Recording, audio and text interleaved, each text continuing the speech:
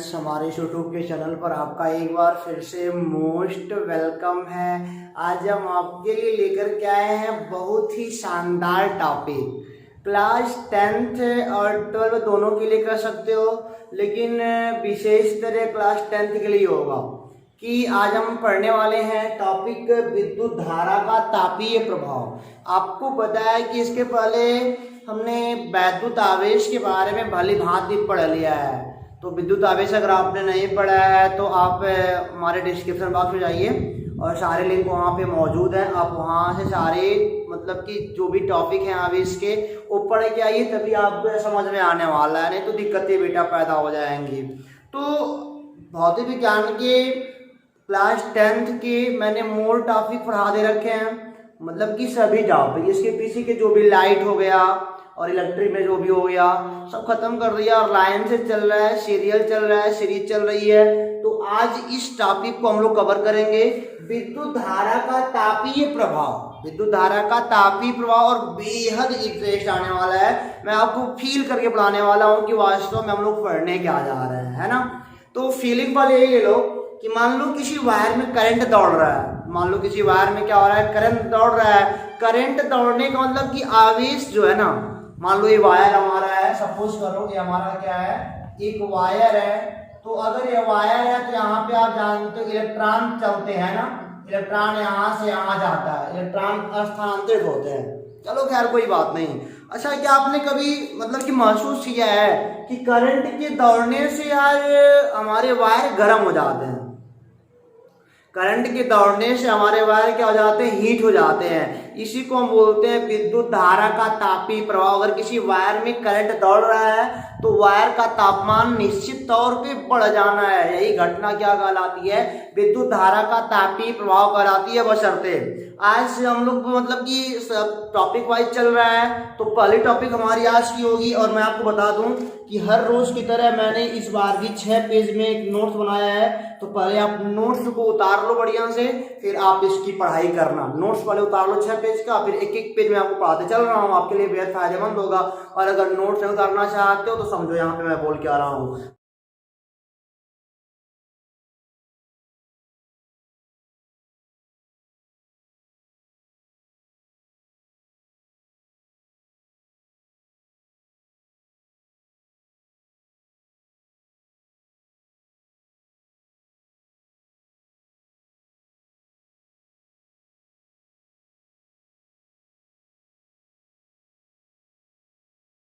पहली हेडिंग बनेगी हमारी आज की विद्युत ऊर्जा। पहली हेडिंग हमारी आज की क्या बनेगी बच्चों, विद्युत ऊर्जा क्या होता है, पहला यही हम जानेंगे। इसी के बेस पे हम चलेंगे विद्युत धारा के तापीय प्रभाव पर, ठीक है ना। तो विद्युत ऊर्जा की परिभाषा अगर आपने नोट्स में लिखा है तो लिखा होगा, किसी चालक में विद्युत आवेश के प्रवाहित होने से जो ऊर्जा व्यय होती है, किसी मतलब कि चालक में आवेश के प्रवाहित होने से जो ऊर्जा व्यय होती है उसे हम बोलते हैं विद्युत ऊर्जा। मतलब ये कह सकते हो इलेक्ट्रिकल एनर्जी क्या होती है, कोई चालक हमारे पास है, कोई वायर है, जिसमें आवेशों के प्रवाह होने से, आवेश के प्रवाह होने से जो ऊर्जा व्यय होती है, जो ऊर्जा स्पेंड होती है, that is called electrical energy. आपको मैं बता दूं बेटा कि सपोज करो हमारे पास एक सेल है, हमारे पास क्या है, एक सेल है। आप जानते हो सेल है तो सेल का वोल्टेज होता है, कुछ विभव होगा इसमें। और अगर मैं यहाँ पे इस सर्किट को पूरा करके वाला बल्ब जलाऊं ना, तो थोड़ी देर के बाद सेल क्या हो जाएगा, डिस्चार्ज हो जाएगा। अच्छा, सेल के अंदर क्या होता है, सेल के अंदर होता है वोल्टेज। क्या होता है, वोल्टेज होता है। और यूं कह सकते हो वोल्टेज को एनर्जी कह सकते हो। सेल के अंदर क्या होता है, ENERGY, एनर्जी होता है सेल के अंदर, ENERGY। यानी कि सेल के अंदर चाहे बोलो सर विभव होता है, चाहे बोलो सर सेल के अंदर एनर्जी होती है। अच्छा, अब भी नॉर्मल सेल रखा है तो नहीं, खराब नहीं होगा, मतलब कि वो चार्ज ही पूरा का पूरा रहेगा, एनर्जी रहेगी उसके पास। लेकिन अगर सर्किट में जोड़ दोगे ना, तो सर्किट में जोड़ोगे तो करंट दौड़ाएगा। करंट आई ऐसे दौड़ता है ना, प्लस वाले से माइनस वाले की ओर दौड़ता है। तो करंट दौड़ाने का मतलब क्या, आवेशों को दौड़ा रहा है, इलेक्ट्रॉन को दौड़ा रहा है। इलेक्ट्रॉन को दौड़ाने का मतलब क्या, इनको काम करना पड़ रहा है। इलेक्ट्रॉन को दौड़ा रहे हैं तो इनको काम करना पड़ रहा है। और बेटा 1-2 घंटे जलने के बाद सेल 1-2 दिन जलने के बाद बल्ब जल जाएगा तो सेल डिस्चार्ज जाएगा, यानी कि सेल की एनर्जी क्या हो जाएगी, खत्म हो जाएगी, है ना।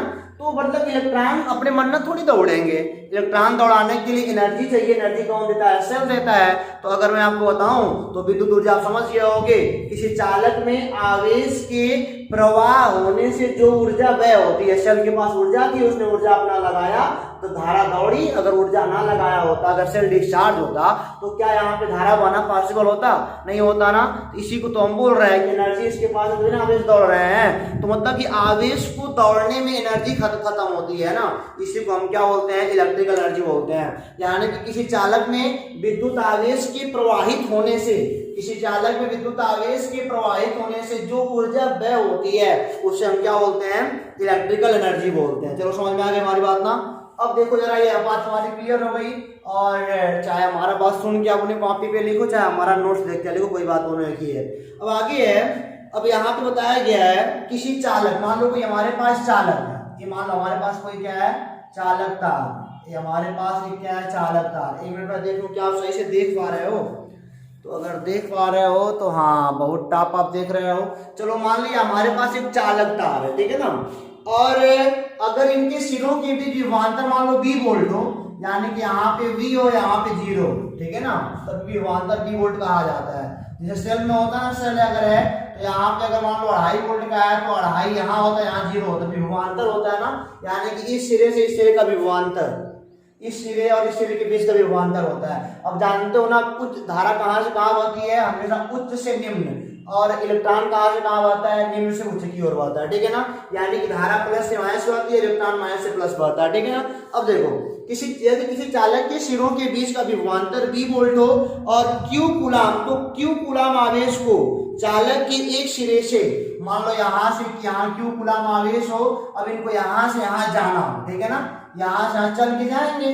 मैंने क्या बोला, मेरे पास एक चालक तार है, इनके सिरों के बीच का विभवांतर V वोल्ट है। देखो V माइनस 0 कितना आएगा, V वोल्ट ही तो आएगा, इसे बोलते हैं विभवांतर। विभवांतर V वोल्ट है। अब इस सिरे से इस सिरे तक हमको Q चार्ज ले जाना है तो कितना काम करना पड़ेगा, W बराबर V गुणे Q। ये होता है बेटा वर्क डन किसी चार्ज को ले जाने में, एक बिंदु से दूसरे बिंदु तक। मैंने क्या बोला, किसी चार्ज को एक बिंदु से, किसी आवेश को एक बिंदु से दूसरे बिंदु तक ले जाने में किया गया कार्य कितना होता है, W बराबर इस बिंदु और इस बिंदु के बीच का विभवांतर और गुणे उस आवेश का गुणनफल। मतलब कि उस आवेश का गुणा विभवांतर से कर देंगे तो हम बता देंगे हाँ कितना जूल हमको काम करना पड़ा। इसका मात्रक अगर वर्क है तो जूल ही होगा, और अगर जूल नहीं करना चाहे तो V का वोल्ट, Q का कूलाम, या फिर क्या बोल सकते हो, वोल्ट कूलाम।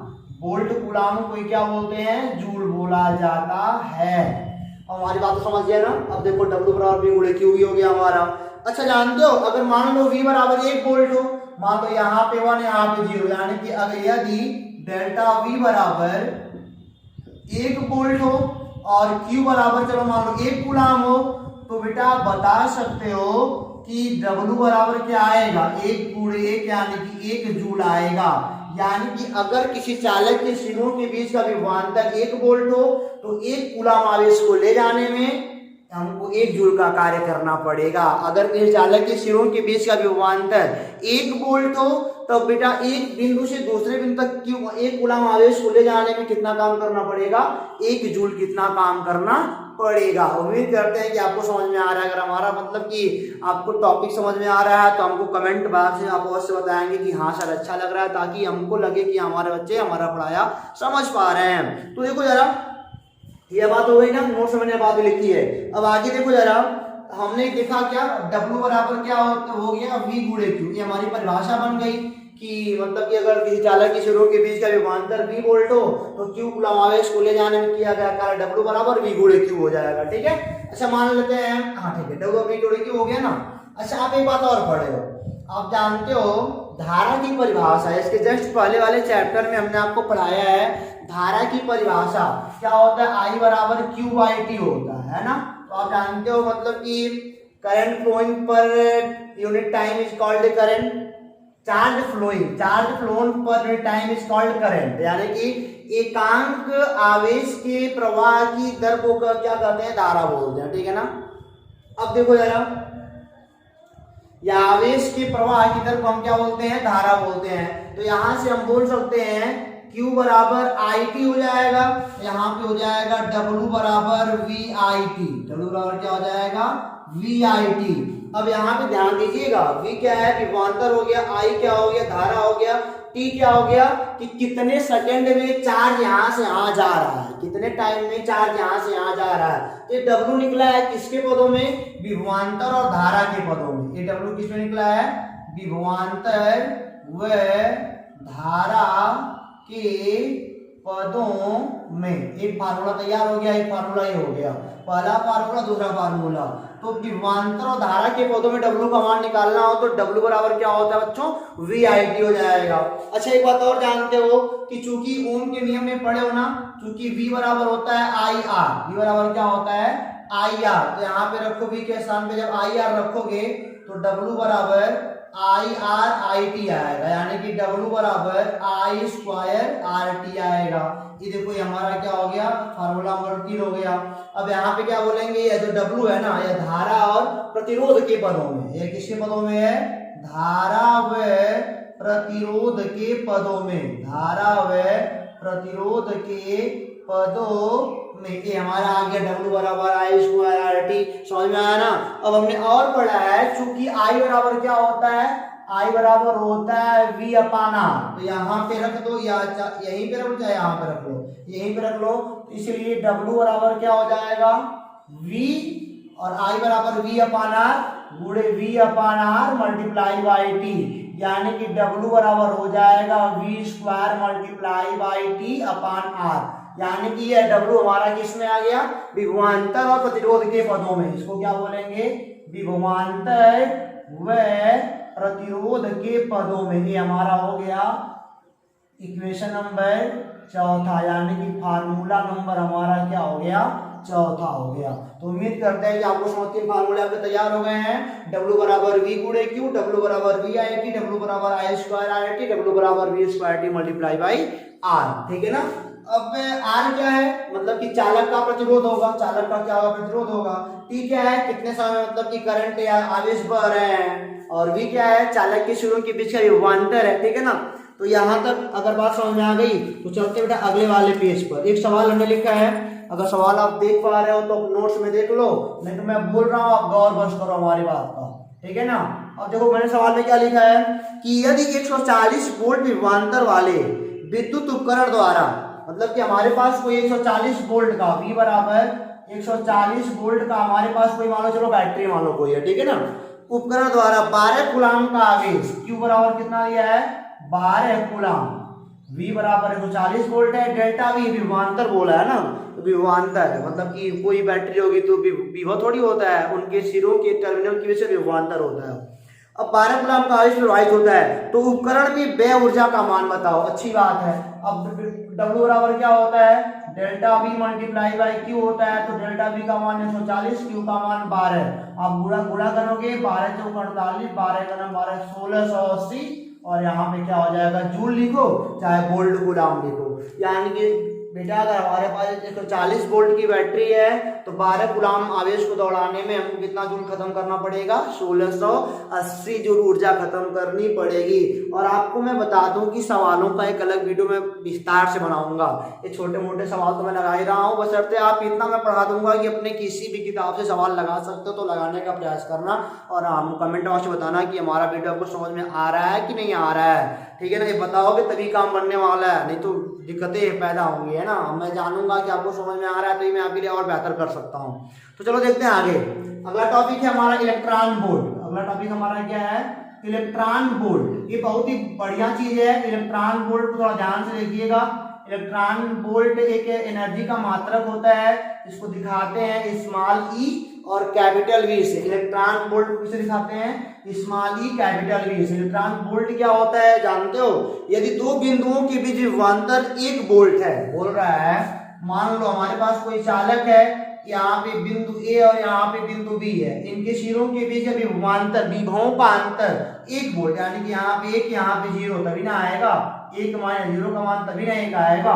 तो इनके सिरों के बीच का विभवांतर क्या बोला जा रहा है, 1 वोल्ट है। तो इलेक्ट्रॉन को एक बिंदु से, तो एक इलेक्ट्रॉन मान लो यहाँ पे है, इसको यहाँ से यहाँ ले जाने में या फिर यहाँ से यहाँ ले आने में, कहीं से बोलो यहाँ से, हालांकि इलेक्ट्रॉन नीचे इधर से इधर आता है ना, ऐसे लिख लो यहाँ पे निम्न विभव से उच्च विभव के इलेक्ट्रॉन आता है। तो यहाँ से यहाँ तक इलेक्ट्रॉन को ले आने में हमको मतलब कि जो कार्य करना पड़ता है वह 1 इलेक्ट्रॉन वोल्ट कहलाता है, ठीक है ना। या विभव को जो काम करना पड़ता है वही क्या होता है, 1 इलेक्ट्रॉन वोल्ट। 1 इलेक्ट्रॉन वोल्ट एक वर्क है, या क्या एक वर्क है। मैंने क्या बोला, अगर किसी चालक के सिरों के बीच का विभवांतर 1 वोल्ट हो तो 1 इलेक्ट्रॉन को एक बिंदु से दूसरे बिंदु तक ले आने में जो काम करना पड़ता है वही, उसी काम को हम क्या बोलते हैं, 1 इलेक्ट्रॉन वोल्ट बोलते हैं। नोट हमारा आप जरूर नोट कर लेना अपनी कॉपी पे, और पेज वाइज समझते जाता समझ में और बढ़िया से आएगा। यानी कि W बराबर जानते हो क्या होता है, W बराबर हो जाएगा,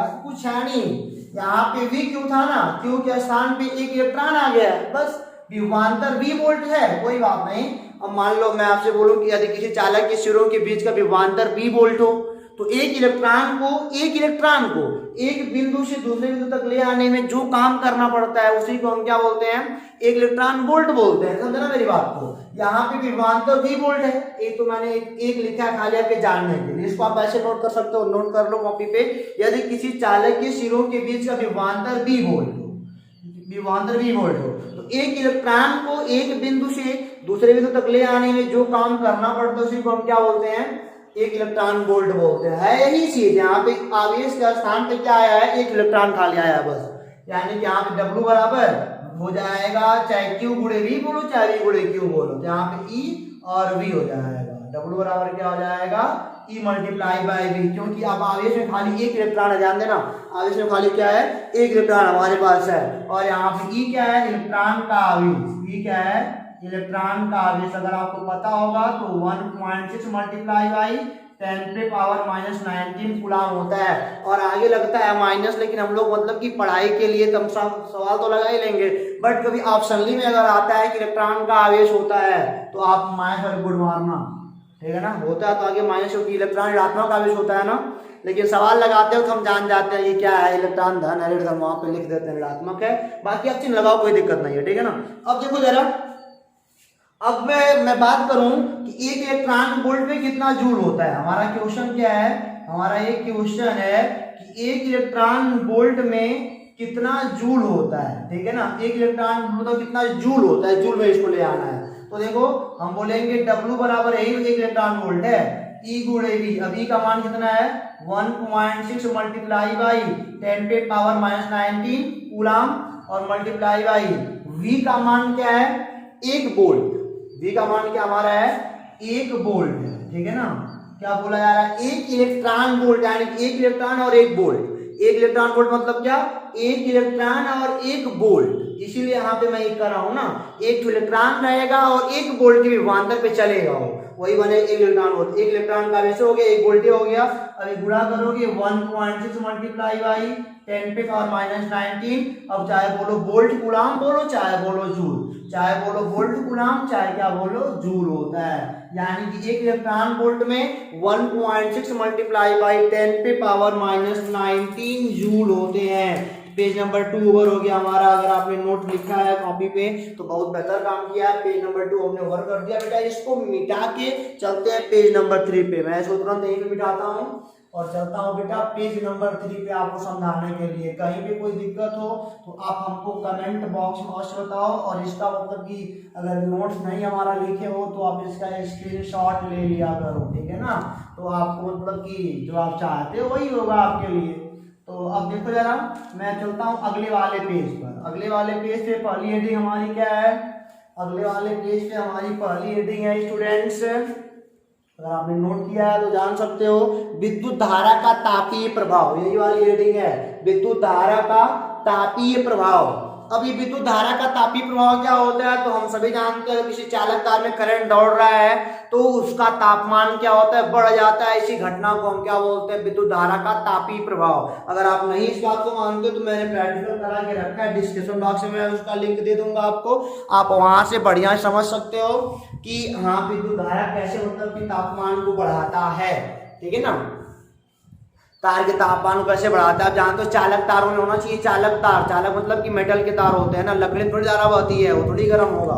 तो मैंने आपको क्या बताया, विद्युत धारा का तापीय प्रवाह में मैंने बोल दिया ना, विद्युत धारा के प्रवाह के कारण किसी चालक में ताप की वृद्धि होने की घटना, विद्युत धारा के प्रवाह के कारण किसी चालक में ताप की वृद्धि होने की घटना क्या कहलाती है, विद्युत धारा का तापीय प्रभाव कहलाती है। अब देखो जरा, चालक में उत्पन्न ऊष्मा की माप, हमारी हेडिंग क्या है कि जो ऊष्मा उसमें उत्पन्न हो रही है ना, उसको कैसे नापेंगे। चालक में उत्पन्न ऊष्मा की माप, चालक में उत्पन्न ऊष्मा की माप। यार वो चालक तार में करंट दौड़ रहा है और करंट दौड़ रहा है, तुम बोल रहे हो तापमान बढ़ रहा है, तो तापमान को कैसे निकालेंगे वो हमको जानना है, ठीक है ना। तो अगर नोट्स हमारा आप लिखे हो तो बढ़िया से देख सकते हो वहां पे। माना कि चालक तार का प्रतिरोध R ओम है, चलो मान लिया हमारे पास एक कोई चालक तार है और इस चालक तार का प्रतिरोध कितना है, चलो मान लिया R ओम है, या ओम का सिंबल होता है R ओम, तथा इसके सिरों के बीच का विभवांतर V वोल्ट है, तथा इनके सिरों के बीच का विभवांतर हमारा कितना है, विभवांतर V वोल्ट, यानी कि V और 0। अच्छा इसको ऐसे भी लिख सकते हो, अगर मान लो कोई बंदा यहाँ पे 2V लिखता है और यहाँ पे V लिखता है ना, तब भी सही है। ये अभी देखो विभवांतर तब भी V वोल्ट का आएगा, 2V माइनस V घटाओगे तब भी V आ जाएगा, V वोल्ट का हो जाएगा। कोई यहाँ पे 100 लिखता है 100V, तो यहाँ पे 99V लिखना पड़ेगा, तब एक मतलब कि V वोल्ट का विभवांतर आएगा। अब देखो जरा, यदि चालक तार में I एम्पियर की धारा t सेकेंड के लिए प्रवाहित की जाती है, और चालक तार में चलो मान लो आप जानते हो धारा उच्च से निम्न की ओर बहती है, I एम्पियर की धारा t समय के लिए प्रवाहित की जा रही है, तो जानते हो ना कितना ऊर्जा खत्म होगा, तो W बराबर क्या होता है, VIT। W बराबर क्या होता है, VIT होता है। अच्छा अब यही तो देखो, जो ऊर्जा मतलब कि खत्म हो रहा है ना, देखो इलेक्ट्रॉन यहाँ पे चलेंगे, अगर धारा ये बड़े बह रही है तो चूंकि क्लोज सर्किट में होता है, धारा ऐसे ओपन सर्किट थोड़ी बहेगा, यहाँ पे सेल लगा होगा, ये बात मान लो आप, तो इलेक्ट्रॉन चल रहा होगा, ऐसे इलेक्ट्रॉन चल रहा होगा, तो इलेक्ट्रॉन जब चलते हैं तो एक दूसरे टकराते हैं, समझना मेरी बात को। देखो मैंने सेल लगाया तो इलेक्ट्रॉन गमन करने लगे, इलेक्ट्रॉन चलने लगे तो करंट बढ़ने लगा। इलेक्ट्रॉन अगर जब चल रहे हैं तो एक दूसरे से बहुत तेजी के साथ टकराते हैं, और जब टकराते हैं ना तो बेटा मतलब कि वहां पे ऊष्मा पैदा होती है, अतः वहां पे तार क्या होता है, गर्म हो जाता है। जब कोई भी दो चीज टकराएगा तो एनर्जी, टकरा क्यों रहा है, क्योंकि सेल एनर्जी दे रहा है, तभी ना दौड़ के टकरा रहा है, और तो वही एनर्जी क्या हो जा रहा है, ऊष्मा का रूप ले रहा है। अब जब तक इनको रगड़ोगे नहीं ना तब तक गर्म तो अपने आप थोड़ी होने वाले हैं। रगड़ोगे दो चीजों को, एनर्जी मैं लगा रहा हूँ, ऐसे दिन भर रगड़ोगे थक जाओगे, फिर रोटी खाना पड़ जाएगा। तो रगड़ने में एनर्जी लग रही है ना, तो एनर्जी कहाँ जा रही है, ऊष्मा का रूप लेके वायुमंडल में विलीन हो जा रही है। तो ये वही बात यहाँ भी हो रही है कि काम हो रहा है तो इलेक्ट्रॉन टिक टिक टिक टकरा रहे हैं, और टकरा रहे हैं तो गर्म हो रहे हैं, वही क्या, वही हीट प्रोड्यूस कर रहे हैं। और अगर मैं बता दूं आपको, अगर आपके पास कोई सेल हो, अगर मान लो आपके पास कोई नया सेल है जो चार्ज हो, अगर तार को जोड़ दो ऐसे यहाँ से यहाँ तक ना, तो थोड़ी देर बाद आप क्या देखोगे, ये तार बहुत ज्यादा गर्म हो गया है। आप देखने में क्या पाओगे कि यह तार बहुत ज्यादा हीट हो गया है, ये देखने को आप बहुत भली भांति पाओगे, ठीक है ना। अब देखो जरा मैंने क्या लिखा है, यदि यही ऊर्जा ऊष्मा का रूप ले लेती है, जो यही ऊर्जा है ना, मतलब जो मैंने सेल से दे रखा है, जो मैंने सेल के द्वारा इनको दे रखा है, यही ऊर्जा सेल का विभवांतर और I धारा और T समय, यही जो ऊर्जा है वही ऊष्मा का रूप ले लेती है, तथा ऊष्मा की माप कैलोरी में होती है। देखो ऊर्जा की माप होती है जूल में, ऊर्जा की माप होती है जूल में, और ऊष्मा की माप किसमें होती है, कैलोरी में होती है। ऊष्मा की माप किसमें होती है, कैलोरी में होती है। आपको एक बात बता दूं, एक कैलोरी बराबर होता है 4.2 जूल। एक कैलोरी में कितने जूल होते हैं, 4.2 जूल होते हैं। या फिर बोल सकते हो एक जूल बराबर 1/4.2 कैलोरी, 1/4.2 कैलोरी। इन बातों को नोट करते चलना, ये अभी एक कैलोरी बराबर 4.2 जूल या एक जूल बराबर 1/4.2 कैलोरी, यानी कि ऊर्जा से मतलब कि जूल से ऊष्मा में परिवर्तन में कन्वर्जन का फार्मूला है। अभी एक जूल हो गया तो W जूल में कितना हो जाएगा, W जूल बराबर W/4.2 कैलोरी, W जूल में कितना हो जाएगा, W/4.2 कैलोरी। और यही W जूल क्या बना है, ऊष्मा, हीटिंग एनर्जी बनी है, ऊष्मा बना है। इसी दिखाते हैं कैपिटल एस से, या फिर देखो यही W क्या बना है, यही ना ऊष्मा का रूप लिया इतना कैलोरी का। तो H बराबर क्या हो जाएगा, अब इस बात को मेन फार्मूला हमारा ये है, H बराबर W/4.2 कैलोरी। कैलोरी को लिखते हैं CAL, यानी कि ऊष्मा बराबर क्या हो जाएगा, ऊर्जा बटे 4.2 कैलोरी हो जाएगा, ठीक है ना। तो अब देखो जरा, अब आप जानते हो ना, चूंकि W बराबर क्या होता है, VIT होता है, तो H बराबर क्या हो जाएगा, VIT बटे 4.2, यानी कि जो ये है ना, ये जो ऊष्मा है वह धारा और विभवांतर के पदों में, या फिर बोलोगे विभवांतर व धारा के पदों में। और आप क्या एक बात और जानते हो, यहाँ पे मतलब कि V बराबर IR होता है, तो बेटा हो जाएगा H बराबर I² RT बटे 4.2, यह क्या हो जाएगा, धारा व प्रतिरोध के पदों में, धारा व प्रतिरोध के पदों में। और आपको बता दूं मैं, अब I बराबर क्या होता है, V/R भी तो होता है। देखो V बराबर जब IR होता है तो I बराबर V/R नहीं हो जाएगा, यहाँ रखोगे H बराबर क्या आएगा, V²T/4.2R, यह क्या हो जाएगा, विभवांतर व प्रतिरोध की, विभवांतर व प्रतिरोध के पदों में, विभवांतर व प्रतिरोध के पदों में। और इन तीनों समीकरणों को, इनको और इनको, इन तीनों को बोलते हैं जूल का तापन नियम, जूल का तापन नियम। यानी कि H बराबर VIT/4.2 एंड H बराबर I² RT/4.2 एंड H बराबर V²T/4.2R, इन तीनों इक्वेशंस को क्या बोलते हैं, जूल का तापन नियम बोलते हैं, ठीक है ना। इन तीनों नियमों को जूल का तापन नियम बोलते हैं। पेज नंबर 3 हमारा ओवर हो गया। अब हम चलते हैं बच्चों पेज नंबर 4 पे। पेज नंबर 4 पे हमारा एक वाला न्यूमेरिकल है। न्यूमेरिकल में हमने यहाँ पे लिखा है 42 वोल्ट तथा 0.5 एम्पियर, यानी कि V बराबर क्या दिया है, 42 वोल्ट, और I का मान क्या दिया है, 0.5 एम्पियर। कि बल्ब से प्रति सेकेंड कितने कैलोरी ऊष्मा उत्पन्न होगी, कि बल्ब से प्रति सेकेंड, यानी कि T का मान 1 सेकेंड है, T का मान कितना है, 1 सेकेंड है। ऊष्मा का मान पूछ रहा है ना, H बराबर क्या होता है, ऊष्मा, ऊर्जा नहीं पूछा है, अगर ऊर्जा पूछा होता तो VIT करते, ऊष्मा पूछा है ना, H बराबर क्या हो जाएगा, देखो VIT पता है, ये वाला काम करेगा, VIT/4.2, तो V का मान कितना है 42, I का मान 0.5 और T का मान 4.2, ये कटेगा 10 आएगा। अभी बेटा गुणा करोगे तो कितना आ जाएगा, 5 कैलोरी, कितना आ जाएगा हमारा, 5 कैलोरी हमारा आंसर है। तो उम्मीद करते हैं न्यूमेरिकल आपको समझ में आया यार। इस टाइप के तमाम न्यूमेरिकल चाहे इन पे बेस्ड होगा चाहे इन पे होगा, बदल लेंगे, कन्वर्ट कर लेंगे, जिसके टर्म में आएगा वही फार्मूला हमको रख लेंगे। V पता हो, R पता तो ये वाला लग जाएगा, IR पता तो ये लग जाएगा, VI पता तो ये लग जाएगा, ठीक है ना। तो ये अभी टॉपिक हमारा क्या होता है, खत्म होता है। अब हम चलते हैं बच्चों विद्युत सामर्थ्य अथवा विद्युत शक्ति पर। अगली टॉपिक हमारी क्या है, विद्युत सामर्थ्य, विद्युत सामर्थ्य अथवा विद्युत शक्ति, विद्युत सामर्थ्य अथवा विद्युत शक्ति, यानी कि इलेक्ट्रिकल पावर। बात हम किसी करेंगे, अब इलेक्ट्रिकल पावर की करेंगे, लेकिन इसके पहले हम देख लें कि आपको सही से दिखाई दे रहा है। तो आपको सही से दिखाई तो दे रहा है, तो कोई बात नहीं, चलते हैं विद्युत सामर्थ्य व विद्युत शक्ति पर। ये क्या होता है, इसको देखना जरूरी हमारे लिए।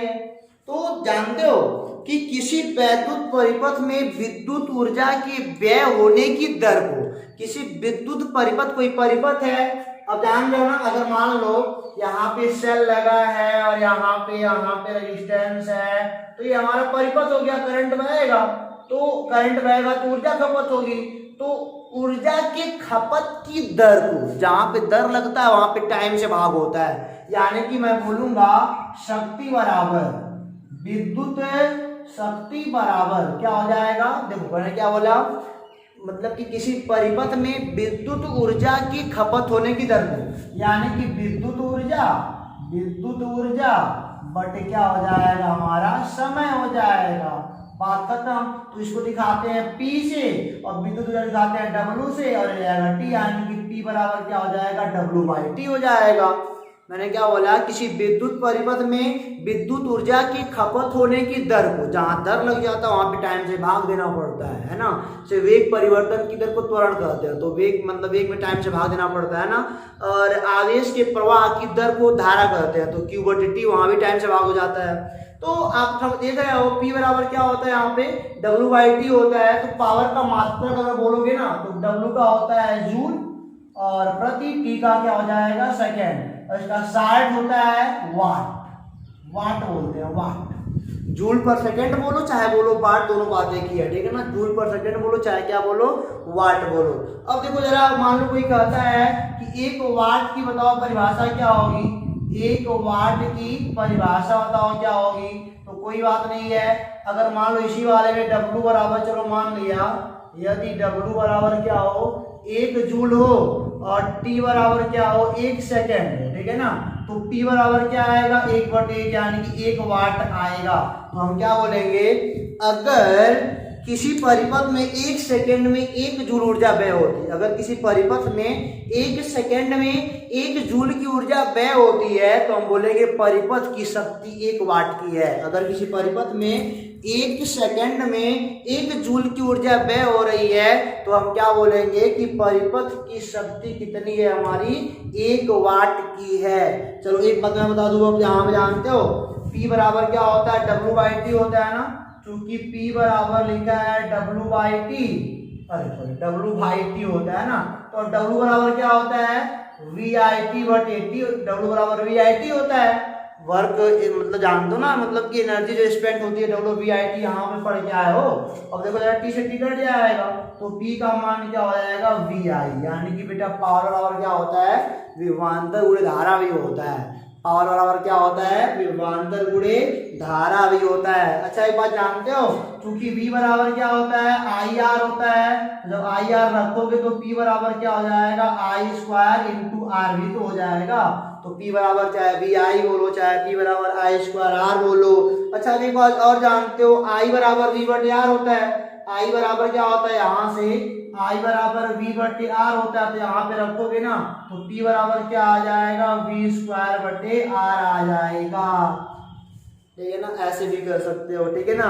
तो ये हो गया हमारा धारा व प्रतिरोध के पदों में, और विभवांतर और धारा के, और विभवांतर और प्रतिरोध के पदों में, धारा और प्रतिरोध के पदों में फार्मूला, और ये वाला विभवांतर और प्रतिरोध के पदों में फार्मूला हमारा। चलो अच्छा ये वाला पेज भी हमारा खत्म होता है। पेज नंबर अगले पे चलने वाले, लेकिन आपको एक बात बता दो, मान लो आपने दुकान पे एक बल्ब लेने गए और बल्ब आप जानते हो जो लाल वाला बल्ब होता है 100 वाट का होता है। अगर लिखा है बल्ब के 100 वाट का बल्ब है तो 100 वाट का मतलब जानते हो क्या होता है, देखो जरा P बराबर क्या होता है W/T होता है।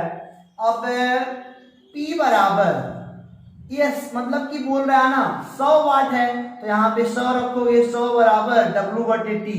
अगर T का मान 1 ले लो तो W का मान 100 आएगा, W का मान क्या आएगा 100 आएगा। अगर T का मान 1 ले लो तो हमने क्या बोला कि अगर मतलब कि अगर 100 वाट का बल्ब दुकान से ले आ रहे हो तो 100 वाट का मतलब क्या 1 सेकेंड में 100 जूल ऊर्जा खत्म करेगा, 1 सेकेंड में 100 जूल ऊर्जा खत्म करेगा।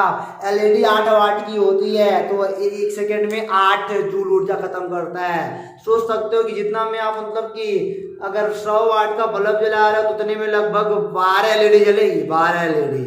100 वाट के बल्ब की तुलना में हम 12 एलईडी जला सकते हैं। तो वाट की परिभाषा आपको समझ में आ गई ना कि एक बल्ब अगर 100 वाट का है तो इसका मतलब क्या कि 1 सेकेंड में वह 100 जूल ऊर्जा खत्म करने वाला है या करेगा। अब इसको हम मिटाते हैं बेटा, चलते हैं अगले टॉपिक पे। अब इसको आप क्या हम एक सजेशन देंगे आपको कि आप इसका स्क्रीनशॉट ले लो और चाहे हमारा नोट उतारो, बात तो एक ही है दोनों, क्योंकि मैं यहाँ पे खाली समझाने का काम कर रहा हूँ और हालांकि यहाँ पे सब लिख भी दे रहा हूँ ताकि आपके लिए कोई प्रॉब्लम क्रिएट ना हो, ठीक है ना। अब देखो चलते हैं आगे वाले टॉपिक पे।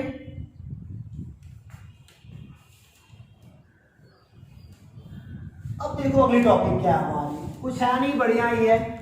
यहाँ पे जानते मैं क्या बोलने वाला हूँ कि जो वाट होता है वह विद्युत सामर्थ्य का बहुत छोटा मात्रा है। जो वाट है ना, जो वाट है WATT, जो वाट है यह बहुत ही छोटा मात्रक है, बहुत ही क्या है, यह छोटा मात्रक है सामर्थ्य का। और हम बड़े बड़े मात्रक यूज करते हैं। बड़े मात्रक क्या होते हैं, देखो शक्ति के बड़े मात्रक, शक्ति के बड़े मात्रक, पहली बात तो होती है किलोवाट होता है। पहला क्या हो सकता है, किलोवाट होता है, जो आपके घरों में यूज होता है। घरों में आप जानते हो कि जो ऊर्जा व्यय होती है, जो मीटर नापने आता है कोई, मतलब कि देखने वाला तो किलोवाट में नापता है उसको, ठीक है ना। और दूसरा होता है मेगावाट, दूसरा क्या होता है, मेगावाट। और तीसरा क्या होता है, अश्वशक्ति, तीसरा क्या होता है, अश्वशक्ति। अब जानते हो अश्वशक्ति को बोलते हैं horse power, HP, HORSE POWER, इसको बोलते हैं HP, ठीक है ना। और ये किलोवाट हो गया ना, इसे बोलते हैं KW। और ये हमारा हो जाएगा मेगावाट, तो हो जाएगा MW हो जाएगा, ठीक है ना। MEW दिखाते हैं उसको, ये हो जाएगा MEW। 1 किलोवाट में होता है 1000 वाट, कितना होता है, 1000 वाट होता है। और 1 मेगावाट में 10 पे घाते 6 वाट होता है। और एक अश्वशक्ति में 746 वाट होता है। और जानते हो अश्वशक्ति, मान लो आपके यहाँ पे ट्रैक्टर है तो लोग कहते हैं ट्रैक्टर 55 हार्स पावर का है। लोग क्या बोलते हैं, ट्रैक्टर 55 हार्स पावर। हार्स क्या होता है वो समझते नहीं ना, हार्स होता है वो क्या होता है, हार्स पावर होता है, HP होता है। 55 horse power, 60 horse power, 70 horse power, कितने का होता है, ठीक है ना। तो समझिएगा हमारी बात को, ट्रैक्टर हार्स नहीं बोलते, हॉर्स बोलते हैं। इस बात को जानिएगा आप बेटा, ट्रैक्टर हॉर्स पावर होता है, हॉर्स पावर में। अब जानते हो, अब मैं एक सवाल आपको दे रहा हूँ, एक क्वेश्चन है आपके लिए, इसको आप पहले करने का प्रयास करिए। नोट्स में आप है हमारे लिख सकते हो। यदि किसी परिपथ में प्रवाहित धारा 10 एम्पीयर है, परिपथ में कोई है 10 एम्पीयर की धारा क्या हो रही है, प्रवाहित हो रही है, तो और परिपथ का प्रतिरोध 10 ओम है और R का मान कितना है, 10 ओम है। तो कह रहा है कि परिपथ में वैद्युत शक्ति की गणना करें। तो कोई बात नहीं है, P बराबर क्या होता है, IR के पदों में आप जानते हो ना, P बराबर I²R होता है। तो I का मान 10 का स्क्वायर 10, यानी कि 1000 वाट, यानी कि परिपथ की शक्ति कितनी है, 1000 वाट की है वो वाली परिपथ जो कह रहे हैं। अब चलते हैं अंतिम टॉपिक पे, आज का अंतिम टॉपिक है और यहीं पे हमारा टॉपिक खत्म होने वाला है। और ये वाला पार्ट भी खत्म हो गया, बिल्कुल अच्छे तरीके से खत्म हो गया। तो आप हमको कमेंट बॉक्स में बता दो ना जल्दी से कि कितना बढ़िया आपको ये वाला पार्ट लगा, कितना समझ में आया आपको। तो देखो जरा, वैद्युत ऊर्जा की व्यवहारिक मात्रा, ये टॉपिक हमारी क्या है, वैद्युत ऊर्जा के व्यवहारिक मात्रा। वैद्युत ऊर्जा के व्यवहारिक क्या होता है, मतलब कि नॉर्मल लैंग्वेज में इसको क्या बोलते हैं, वैद्युत ऊर्जा के व्यवहारिक मात्रक, मतलब कि इन जनरल इसको क्या बोला जाता है। तो जानते हो कि जूल ऊर्जा वैद्युत ऊर्जा का बहुत छोटा मात्रक है। जो जूल होता है ना, जो जूल होता है वह वैद्युत ऊर्जा का, इलेक्ट्रिकल एनर्जी का, जो जूल होता है वह इलेक्ट्रिकल एनर्जी का बहुत ही छोटा मात्रक होता है। इसलिए घरेलू व औद्योगिक कार्यों के लिए प्रयुक्त वैद्युत ऊर्जा के मापन है तो किलोवाट घंटा, यानी कि जो जूल हमारा बहुत छोटा मात्रक है, इसमें हम काम नहीं कर पाते हैं, तो इसको हमने काम करने के लिए बढ़िया तरीके से इसको बना लिया किलोवाट घंटा। क्या बना लिया, किलोवाट घंटा। तो वैद्युत ऊर्जा का अगला मात्रक क्या हो गया, किलोवाट घंटा हो गया, ठीक है ना। अथवा बोर्ड ऑफ ट्रेड यूनिट, अथवा क्या बोलते हैं इसे, BTU बोलते हैं, इसको बोलते हैं फुल फॉर्म में board of trade unit. Board of क्या बोलते हैं, ट्रेड यूनिट, BTU बोला जाता है, ठीक है ना।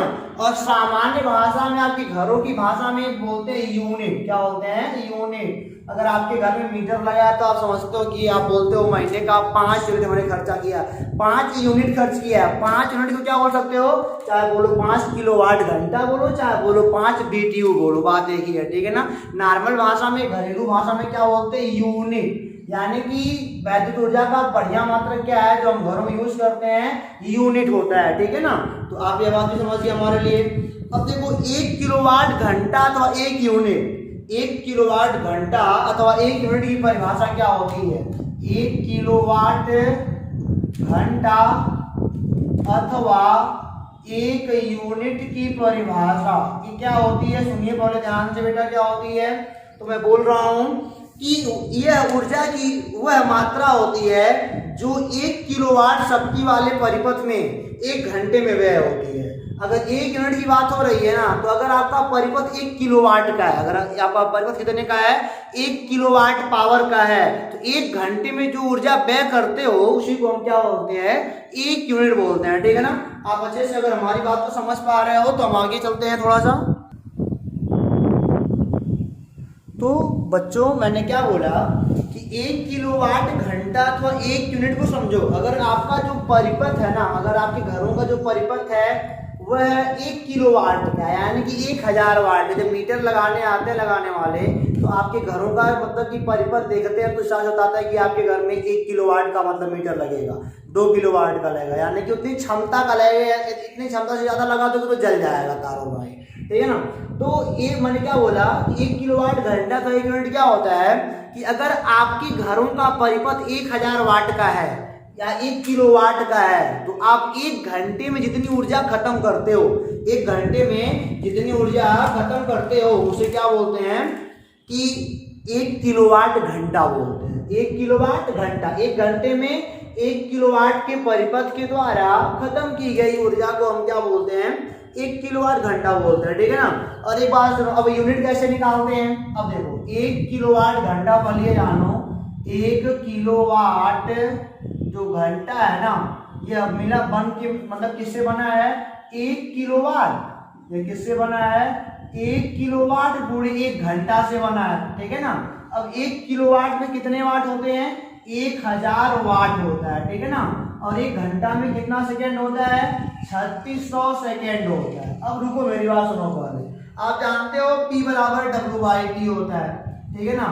या फिर W बराबर क्या हो जाएगा? P गुणे T, यानी कि W बराबर P का मात्रक क्या होता है? वाट होता है, और T का मात्रक क्या होता है? सेकेंड होता है। ठीक है ना?